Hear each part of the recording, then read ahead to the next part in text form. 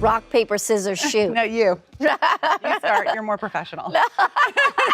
Where do these two begin? Variety's Actors on Actors series has managed to put together some pretty epic pairings, but today is certainly one of the biggest. Former Grey's Anatomy co-stars Ellen Pompeo and Katherine Heigl sat across from each other 13 years after Katherine left the still-going hit series. That was emotional for everybody. Yeah, I think I was like up here, in my headspace, in my gut, in my mind, in my life. Well, these sit-downs usually run in the time range of about 25 to 30 minutes. Ellen and Katherine's talk goes for 55 minutes. Grey's hit and the success happened, and I think that gave me this confidence it was a false sense of confidence, though. It wasn't rooted in anything real. It was rooted in something that couldn't and maybe wouldn't always last for me. It takes them a while to get there. It's about the 45-minute mark where it finally gets to it. But yeah, they delve into Katherine's very public criticisms of projects that she worked on. I started getting real mouthy because I did have a lot to say. One of the most memorable things that Katherine said was criticizing her hit movie, Knocked Up, 6 months after it came out, calling it sexist in an interview with Vanity Fair, saying it painted women as shrews, humorless, uptight, and Katherine said she has a hard time loving the movie. Listen, I went and I got my soapbox, and I put my soapbox down, and I got on my soapbox, and I had some things to say. So it doesn't even make any sense. She improvised half her She made it all up. A year after Katherine knocked the film, her co-star Seth Rogen and the writer-director Judd Apatow were on Howard Stern, and yeah, they were confused. Here's the weird thing. Yeah. She could not have been cooler. Yeah, she was Every awesome. second we were with her. And then we read that and thought, oh, well, that's, I don't know what to make of that. But Seth pointed out that they weren't Katherine's only target. But I gotta say, it's not like we're the only people she said some batshit crazy things about also. I mean, Yeah, Grey's Anatomy. Exactly. She badmouths Grey's Anatomy. Yeah. I've worked my ass off. Yeah, the year after, she won the Emmy for Best Supporting Actress in a Drama Series in 2007. Katherine did not submit her name for consideration in 2008.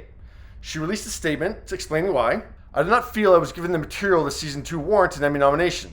I did not want to potentially take away an opportunity from an actress who was given such materials. So that went over well. Yeah, I mean, I think... Speaking with Oprah, Grey's creator Shonda Rhimes didn't need a lot of words to respond. Yeah, on some level it stung, and on some level I was not surprised. You weren't? No. Okay. When people show you who they are, believe them.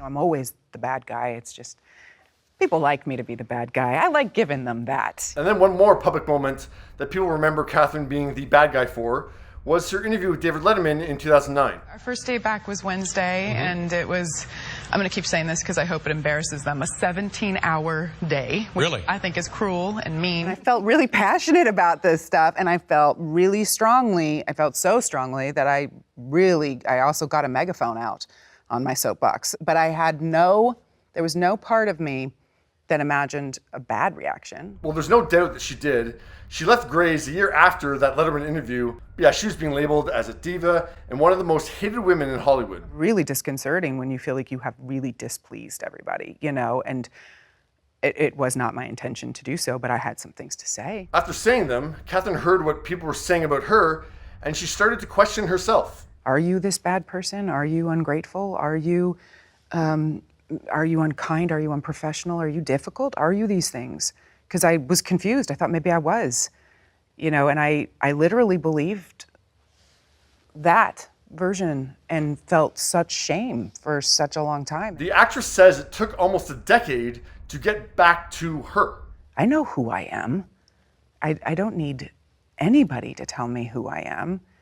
And there are very few people whose opinion of me really, truly matters. Well, when it comes to her former co-star's opinion, Ellen says Katherine should have ditched the soapbox and said it in a tweet instead. You were just a little ahead of your time, lady. Damn it, I should have waited for Twitter.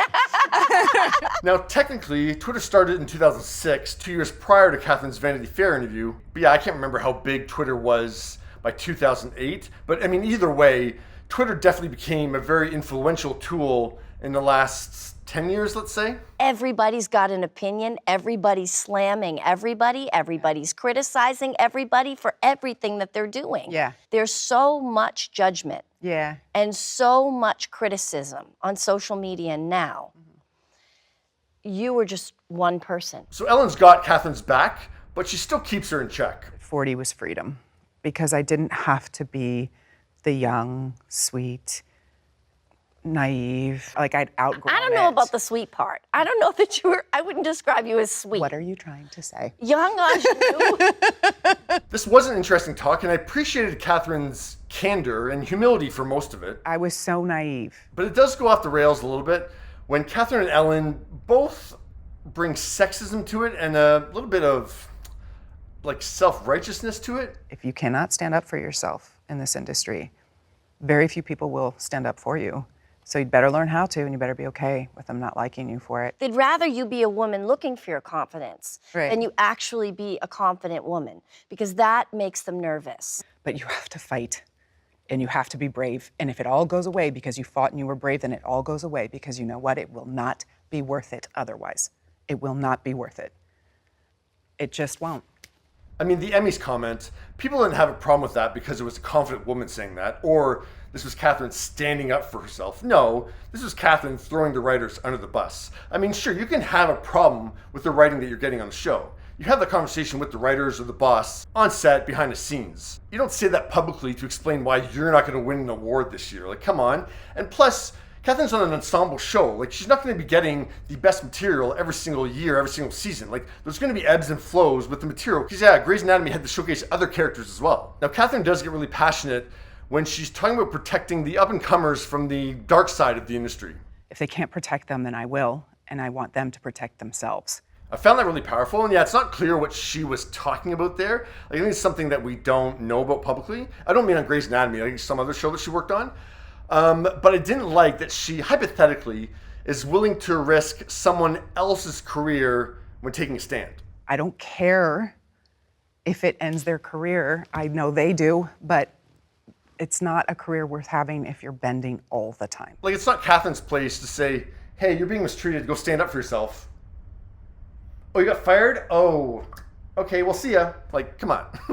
Yeah, I really appreciated this talk between the two. Like, this whole situation with Katherine, I don't think it's as black and white as people want it to be. I think it's probably messier behind the scenes. Like, I would have to go back and watch Knocked Up to really see how much of a point Katherine was making. But you can understand why, if she had a problem with some of the material, that she didn't say anything on sex. Like, she's the new person, this is a big break for her. She's not gonna, like, yeah, say that to Judd Apatow and Seth Rogen.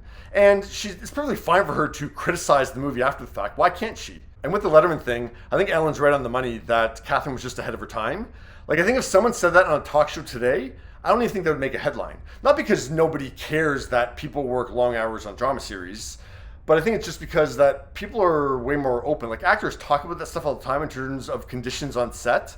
So I just don't think it would be as noteworthy.